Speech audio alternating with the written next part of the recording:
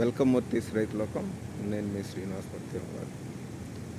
వ్యవసాయాన్ని ఎంత లాభసాటిగా చేసుకోవచ్చు అనే దానికి ఒక చిన్న నిదర్శనంగా హైదరాబాద్ సిటీ పక్కనే ఉన్నటువంటి చేవెళ్ళ దగ్గర ఉన్నటువంటి ఒక హైడ్రోపోనిక్స్ ఫామ్లో ఉన్నాం మనం.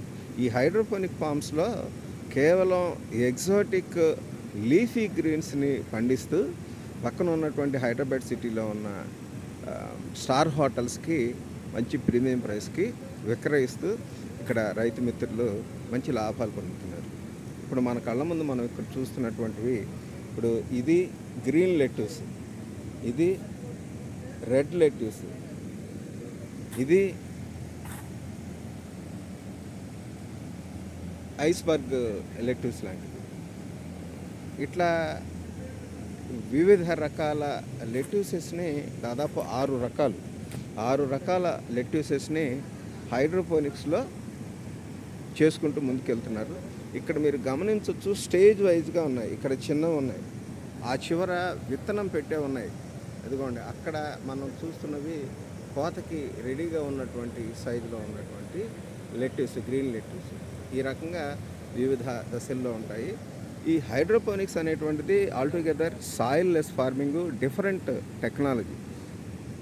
మొత్తం ఈ లెట్యూస్ లైఫ్ స్పాను విత్తనం దగ్గర నుంచి కన్జ్యూమ్ చేసేటువంటి వరకు, అంటే కోత వరకు కూడా 50 రోజులుగా చెప్పుకోవచ్చు. ఫస్ట్ ఇక్కడ ఇట్లాంటి కోకోపిట్తో నిండినటువంటి చిన్న కప్పుల్లో సీడ్ని సోయింగ్ చేసి 20 డేస్ జర్మినేషన్ అది వచ్చి స్టెబిలైజ్ అయ్యేంత వరకు 20 డేస్ అట్టు పెట్టుకొని 20 డేస్ తర్వాత ఇప్పుడు ఇక్కడ మనం చూస్తున్నటువంటి ఈ నట్ హౌస్లో ఉన్న లెట్యూస్నే 4 స్టేజెస్లో ఉంటాయి.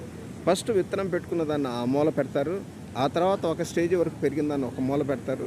ఇట్లా పక్కకి మార్చుకుంటూ వెళ్తారు.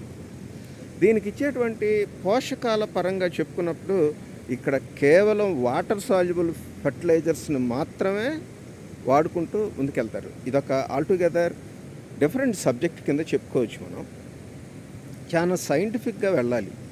ఇక్కడ వీటి కింద వాటర్ ట్యాంకులు ఉంటాయి.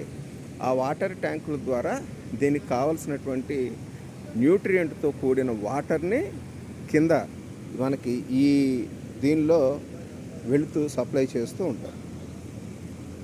దీనికి సంబంధించినటువంటి అన్ని రకాల వాటర్ సాల్యుబుల్ ఫర్టిలైజర్స్ని, అంటే కాల్షియం నైట్రేట్ అవనివ్వండి, బోరాన్ అవనివ్వండి, జింక్ అవనివ్వండి, అమోనియం సల్ఫేట్ అవనివ్వండి, యూరియా అవనివ్వండి, ఏదైనా సరే వాటర్ సాల్యుబుల్ రూపంలో ఉన్నటువంటి దాన్ని ఎప్పటికప్పుడు కొద్ది మోతాదులో, అంటే ఇది పీరియాడికల్గా ప్రతిరోజు వారీగా కానీ, అట్లాగే 2 రోజులకు ఒకసారి కానీ, అట్లాగే ఇందాక మనం చెప్పుకున్నట్లుగా విత్తనం నుంచి మొలకెత్తిన వాటికి ఒక మోతాదులో ఇస్తారు, ఆ తర్వాత పెరిగిన వాటికి ఒక మోతాదులో ఇస్తారు, కట్ చేసేటువంటి వాటికి ఒక మోతాదులో ఇస్తారు. ఇట్లా ఇచ్చిన తర్వాత వీటిని మనం చెప్పుకున్నటువంటి వాటర్ సాల్యుబుల్ ఫర్టిలైజర్స్ని అన్నిటిని కూడా సపరేట్గా ఒక ట్యాంకులో కలుపుకొని బ్యారెల్స్లో, ఆ కలుపుకున్న దాన్ని ఫర్టిగేషన్ రూపంలో మనకి ఈ హైడ్రోపోనిక్స్లో వెళ్ళేటువంటి రీసర్క్యులేట్ అయ్యేటువంటి వాటర్లోకి ఇంజెక్ట్ చేస్తారు దశల వారీగా. ఆ వాటర్తో పాటు వచ్చినటువంటి న్యూట్రియంట్ని ఆ మొక్క సంగ్రహించేసుకుంటుంది. ఇట్లా సంగ్రహించుకున్న తర్వాత మిగిలినటువంటి న్యూట్రియంట్స్లో కొంత భాగం మనకి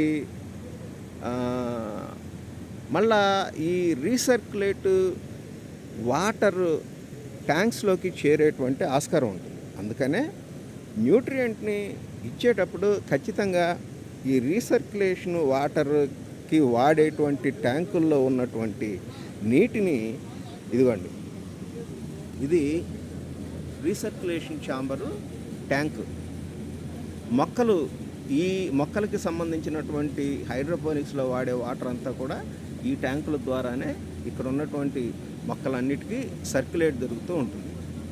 మనం ఫర్టిగేషన్లో ఇచ్చినటువంటి న్యూట్రియంట్స్, వాటర్ సాల్యుబుల్ ఫర్టిలైజర్స్ ఏదైనా అవశేషాలు ఉంటే ఈ ట్యాంకులోకి చేరుతాయి.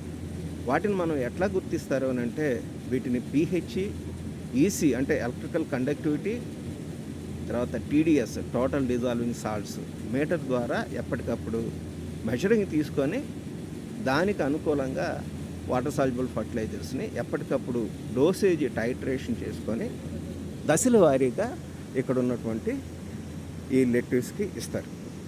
వీటిని ఇక్కడ ఉన్నటువంటి 5 స్టార్ హోటల్స్లో మార్కెటింగ్ చేస్తూ ఉంటారు.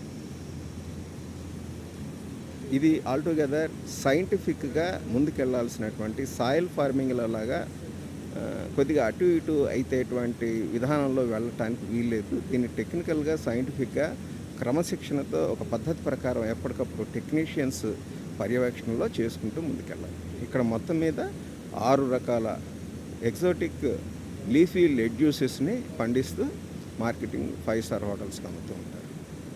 వీటి మీద మీ అభిప్రాయాల్ని కామెంట్ రూపంలో తెలియజేయండి.